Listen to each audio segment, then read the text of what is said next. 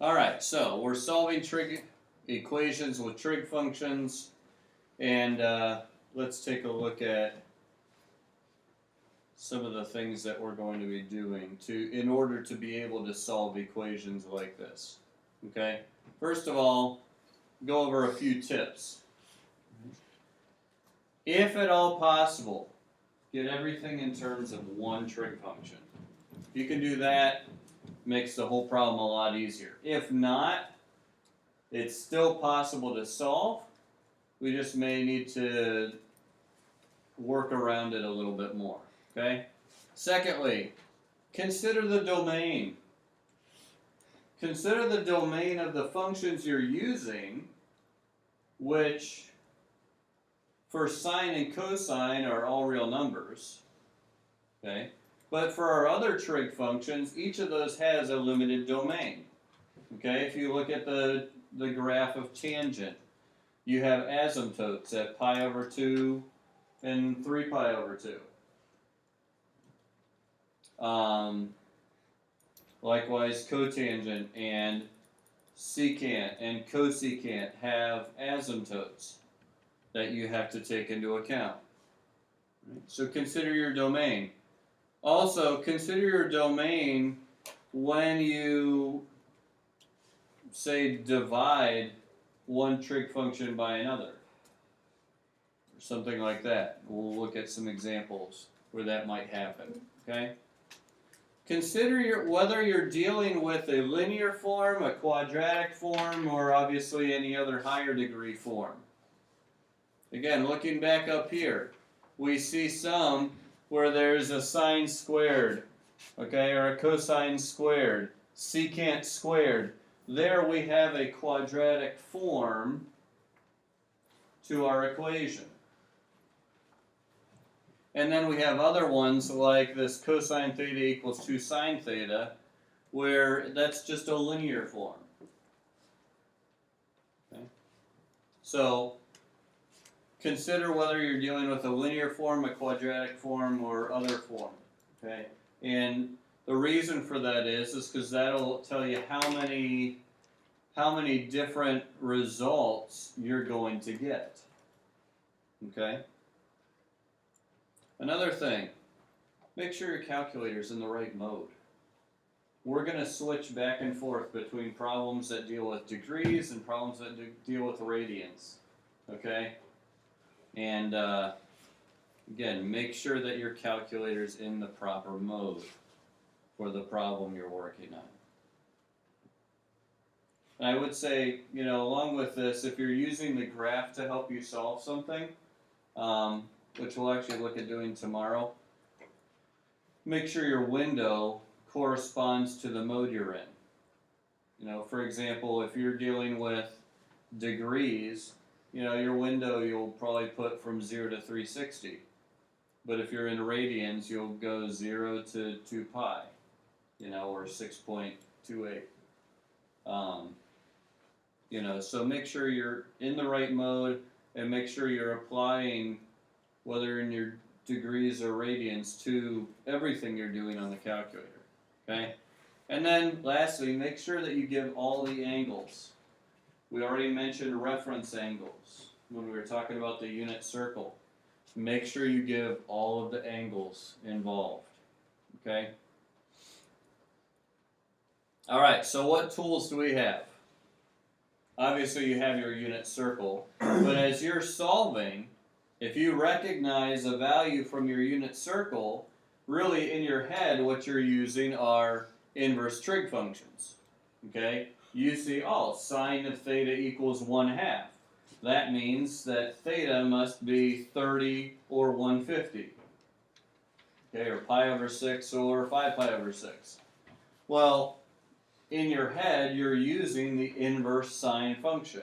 Okay? So that's one of the tools. Obviously, on your calculator, we have those inverse functions as well, which IB often uses arc sine instead of inverse sine, and uses arc functions instead of inverse functions. So just be aware of that as well. Reference angles, I already mentioned. Trig identities. So we're going to look at a couple of these today. Next week we're gonna look at some of these in more in depth and practice using these more. Okay, trig identities, the reciprocal functions, secant, cosecant, and cotangent can also be used as identities. You could replace a secant with a 1 over cosine, or you could replace a tangent with a 1 over cotangent. Those reciprocal ones. And then tangent and cotangent in terms of sine and cosine. Tangent equals what in terms of sine and cosine? Good, sine over cosine. And then of course cosine would be cotangent would be cosine over sine. We have the Pythagorean identities. What's does anyone remember what those are? Or one of those are? Yeah, good. Cosine squared plus sine squared equals 1. Okay? And then you have your double angle formulas. The nice thing is, here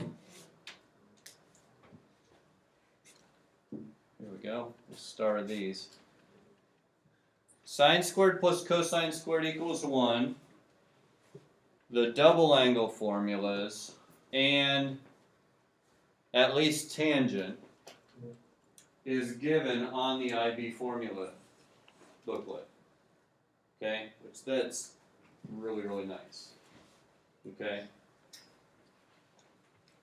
And in fact, the double angle formula gives a couple of versions. You may remember there's a couple of different things that you can substitute for, like cosine of 2 theta or sine of 2 theta.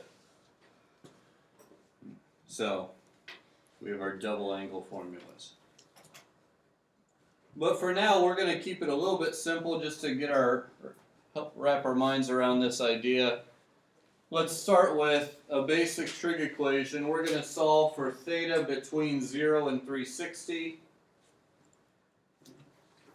We have 2 sine squared theta minus 1 equals 0.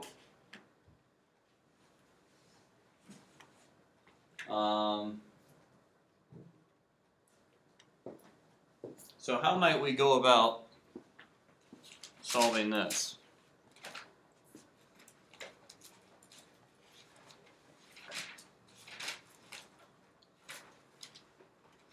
We add the 1 to the other side.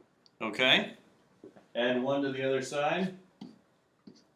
And then divide by 2. Okay.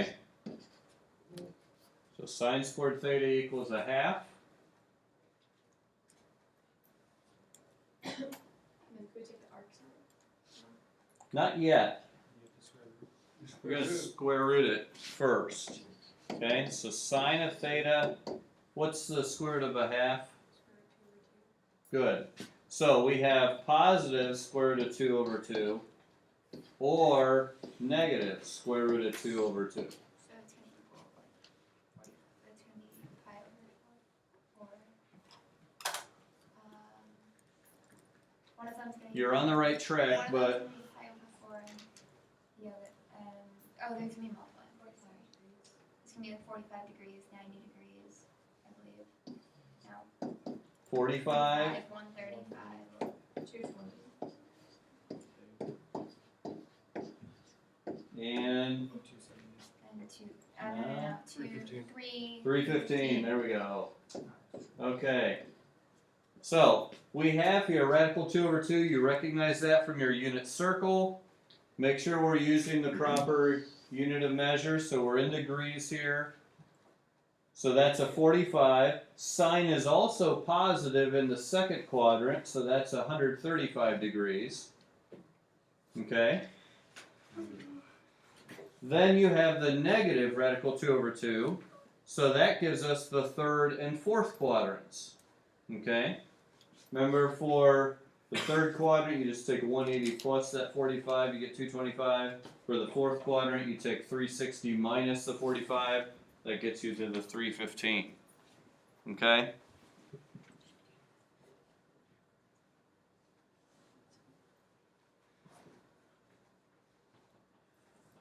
Alright, any questions?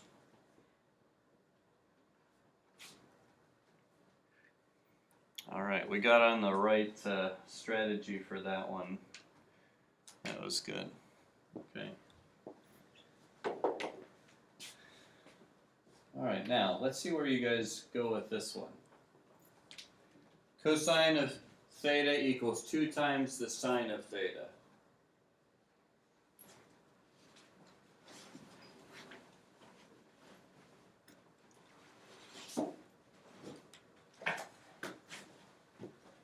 We have a mixture of trig functions here.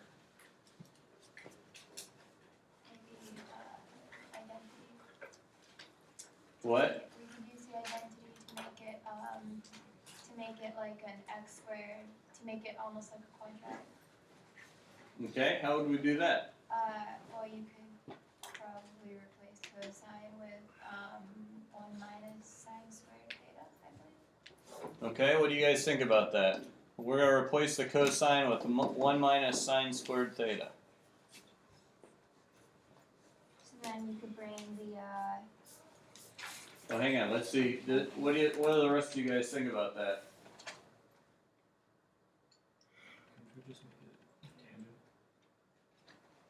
That'll work. That'll work. Okay. What do you think about this? Is this illegal? Yeah, you change it like same thing. Okay. What's the Pythagorean identity that you're using? cosine squared theta plus sine squared theta equals 1. Okay, so Cameron? It needs to be, cosine needs to be squared for you to go to the thing. Yeah. That's the only problem with that method. Oh, oopsies. Sorry. Okay. Now, what the first period class actually, whoa. Let's get rid of that, get on the regular here. What first class proposed doing, and this would be legal, is they proposed squaring everything first. So they squared that, squared that, squared that, so that would equal 4 sine squared theta. And that works. Okay, now you have a quadratic. What's the potential issue with doing it this way? Okay. What else? Aren't you like altering the You know, you could be. Whenever you square both sides of an equation, or whenever, like back in algebra, you multiplied everything by an x or something, say to get it out of a denominator, you had the potential of introducing extraneous roots, we call them, or answers to this equation that would not be answers to the original equation. So, when you get to the end, you need to check those answers in the original equation to make sure they still work. Okay? I've never really understood how that works though, with the extraneous roots. You're changing the degree of the equation. If you remember the fundamental theorem of algebra, whatever the degree of your polynomial is tells you how many roots your equation So has. it's because we're changing the degree. Yeah, it's because you're changing the degree, you're introducing things. And it may work in the end, but it may not. So we always test it. Now, oh, So you know to test it when you change the degree of it. yes. That's the only time you have to. Yeah. Now, what Andrew proposed actually will be a little bit simpler, so let's take a look at that. What did you say, Andrew? You can divide it by cosine. Okay. So you have 1 is equal to 2 times tangent theta. Aha. Then you just have 1/2 is equal to tangent theta. Alright. You all see that? So, again, we're trying to get it all in terms of one trig function. So in this case, we divided by cosine. Now, the only downside to this is that cosine can't be 0. Alright? Where is cosine 0? You remember? 90. Okay. Cosine would be 0 at 90, so we know theta cannot be 90 degrees or 270. Good. Okay. That would be the only limitation. So if we got to the end and got 90 or 270, then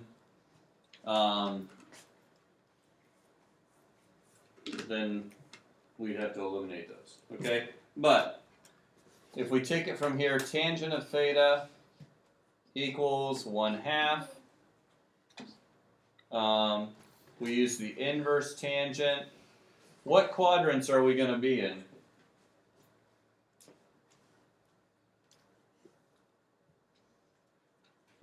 First and third. Good, the first and the third. Remember, sorry, all students take calculus. Okay? So, we're in these two quadrants right here. So when you do the inverse tangent of 1/2 on your calculator, what do you get? Making sure you're in degrees. 26.57.